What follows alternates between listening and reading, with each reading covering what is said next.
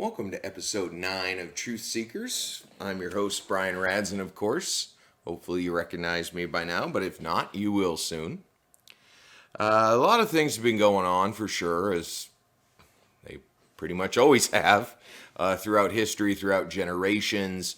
But today, and I know he passed away a few days ago, and by the time you all see this, it's going to be probably even longer time, but I can't help but talk about John Lewis.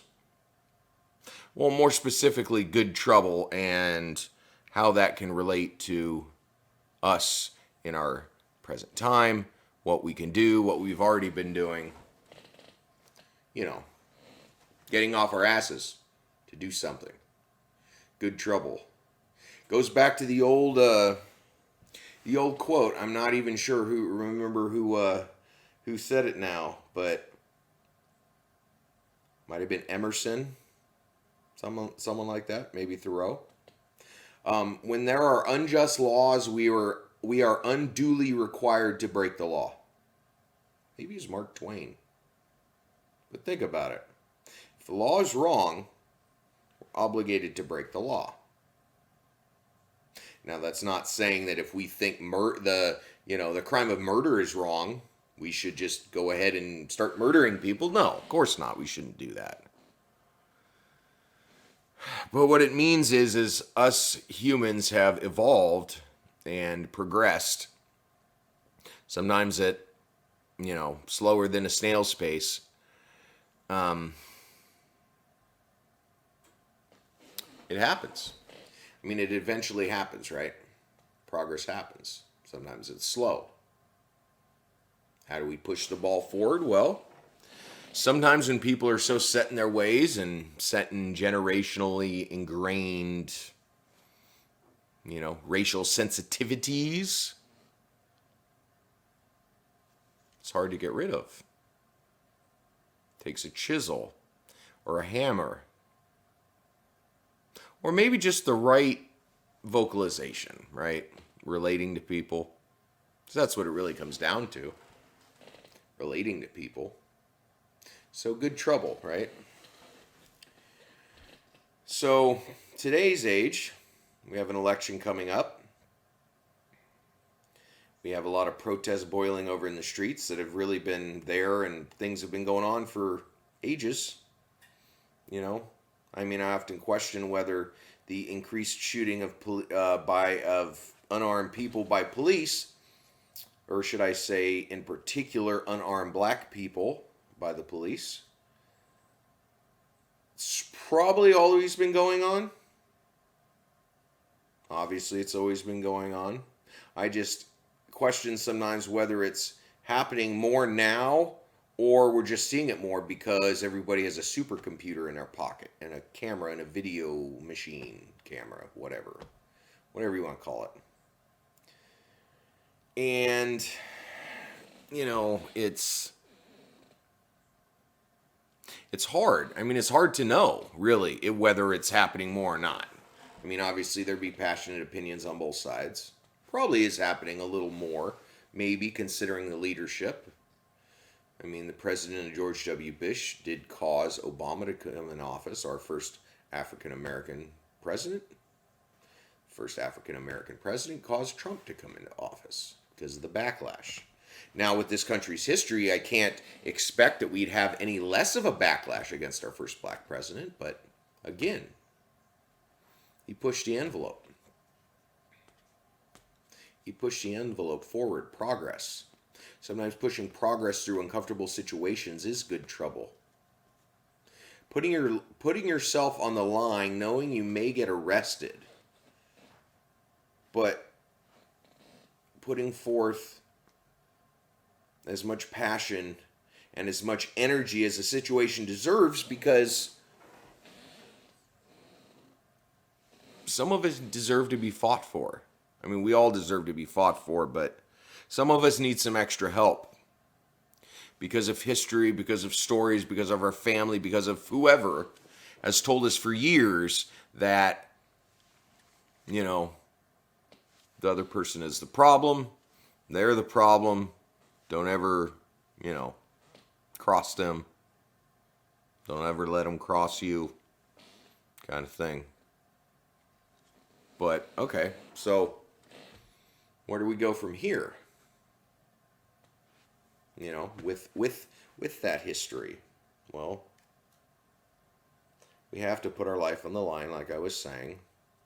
But you have to be passionate. It has to be the right thing. It has to be doing the right thing because you know it's the right thing, because you feel passionate about it. Say your congressman put in a law that specifically, I don't know, made it so a certain segment of the population couldn't vote, or booted a bunch of people off of the ballot, or, I don't know, killed somebody, police killing again of somebody. If that happens and people rise up, what about the Wendy's? The guy gets shot, then they burn down the restaurant. Is that good trouble? I don't know. Did that really have any effect? Now, good trouble maybe is more likely referring to nonviolent struggles. Although sometimes violence needs to happen. Someone comes at you with a gun, you're not going to go back at them with a feather. Although maybe you should, or a flower, or something to bring them love, but that's a whole nother subject. Nonviolence. Civil disobedience. Civil disobedience. That's it. Protest. They're going to throw dogs. They're going to throw water cannons. They're going to, well, not throw water cannons. They're going to shoot water cannons. They do all kinds of stuff to put you down. But why?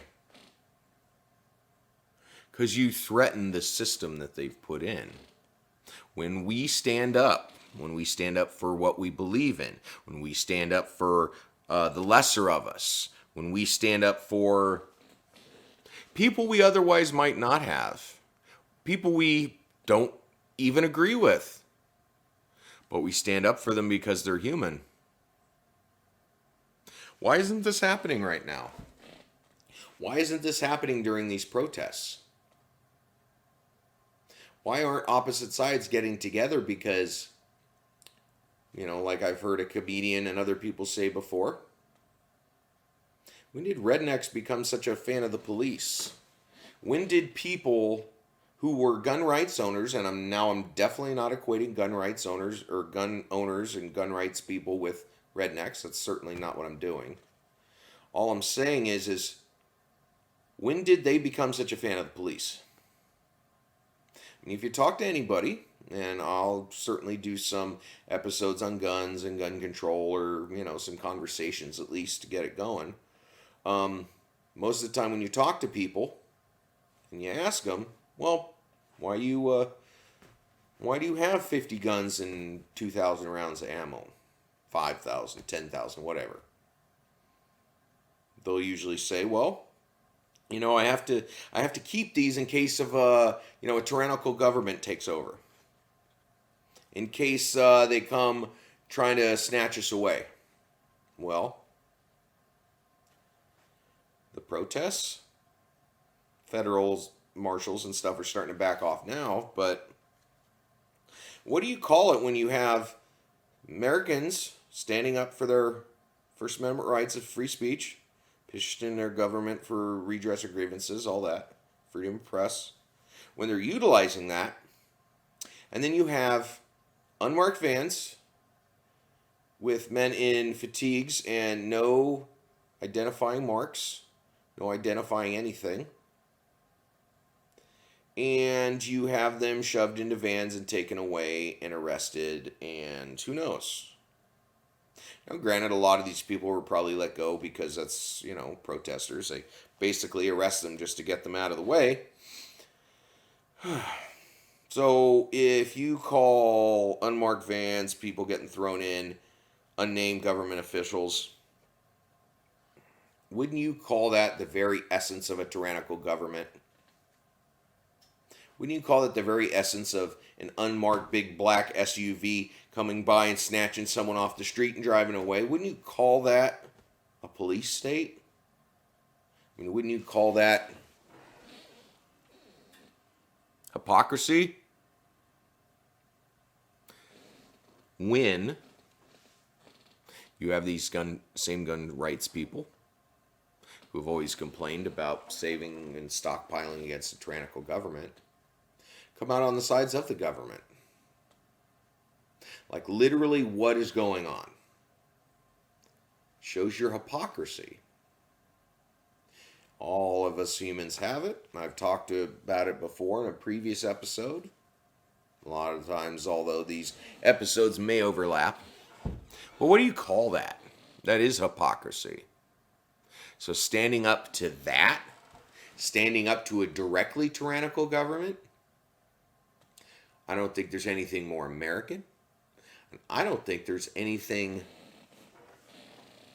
there could be any better trouble than that. Standing up for what you believe in, putting your life on the line, kind of like the Egyptian uprising, Tahrir Square, where they overthrew a 30-year dictator in 2.5 weeks. Although look at what happened.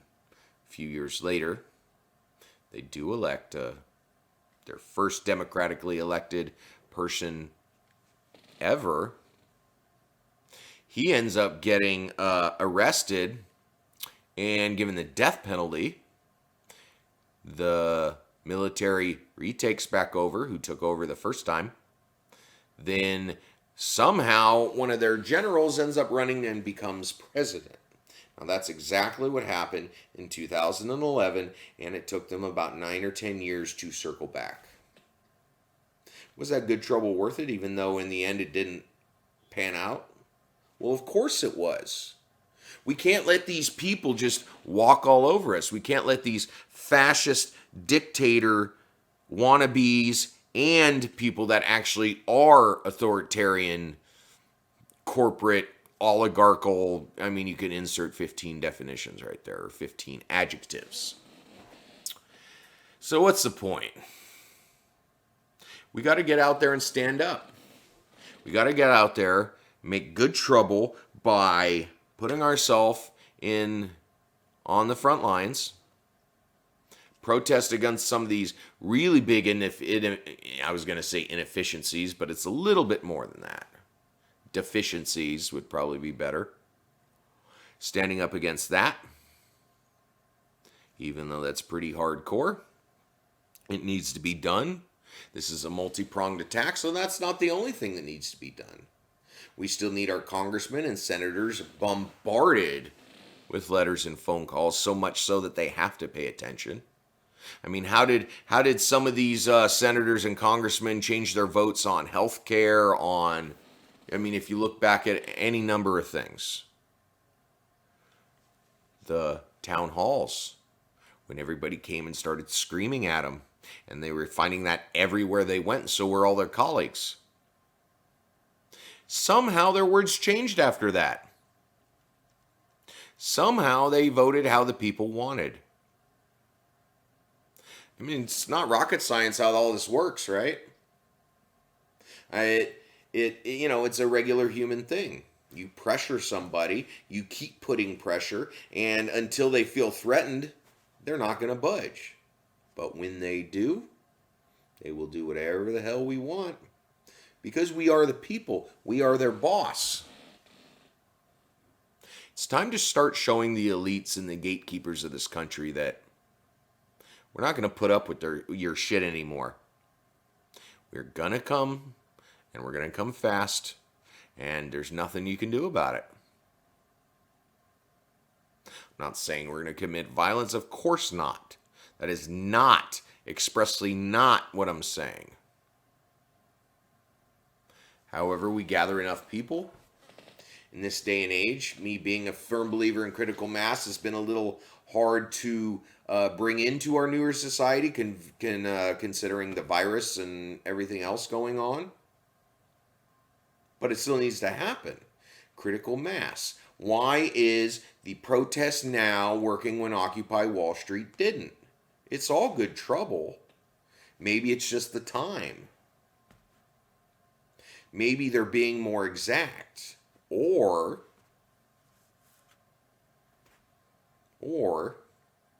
maybe it's like when Martin Luther King was alive, right?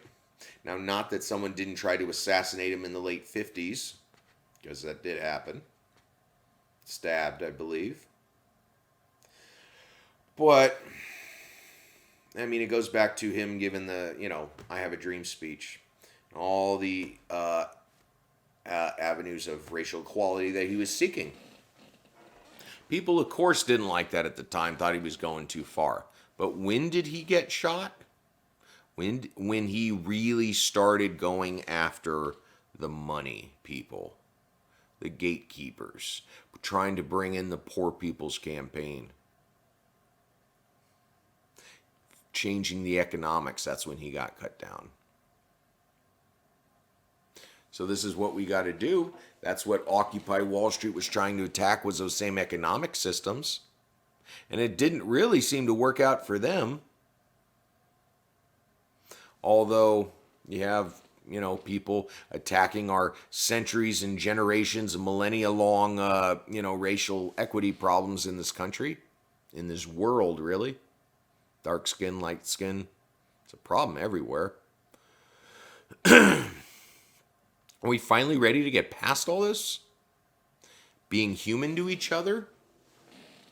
Are we finally ready to be the people we were destined to be?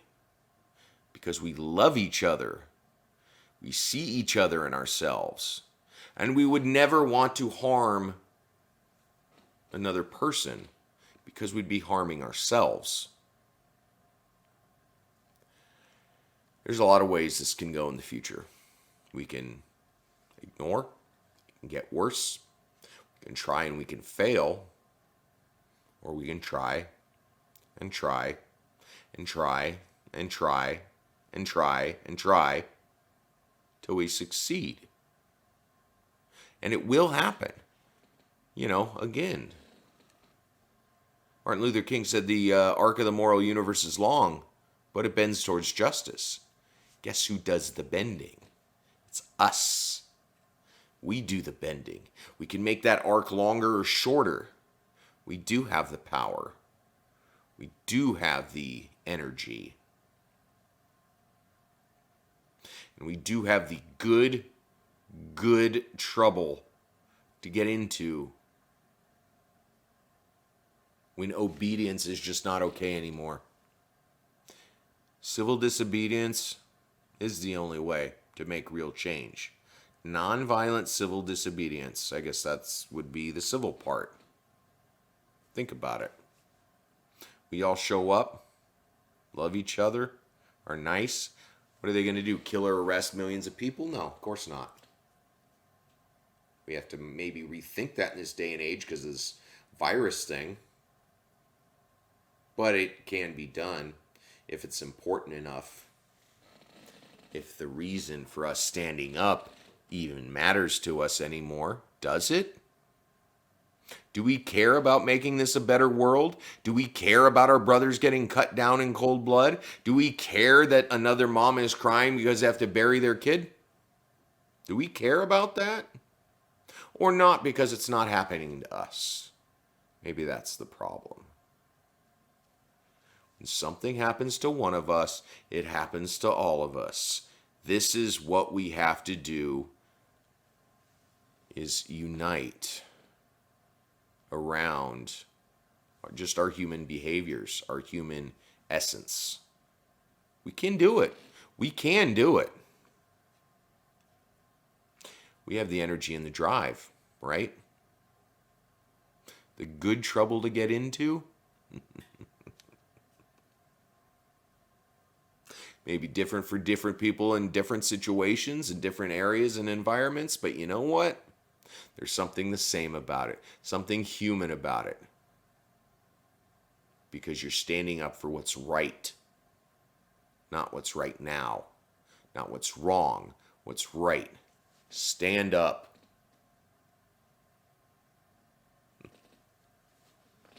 Well, I love you all, and we'll talk soon. Remember to like and share this video and hit the subscribe button. Links for all my social media, my website, and where to buy my books are in the description below.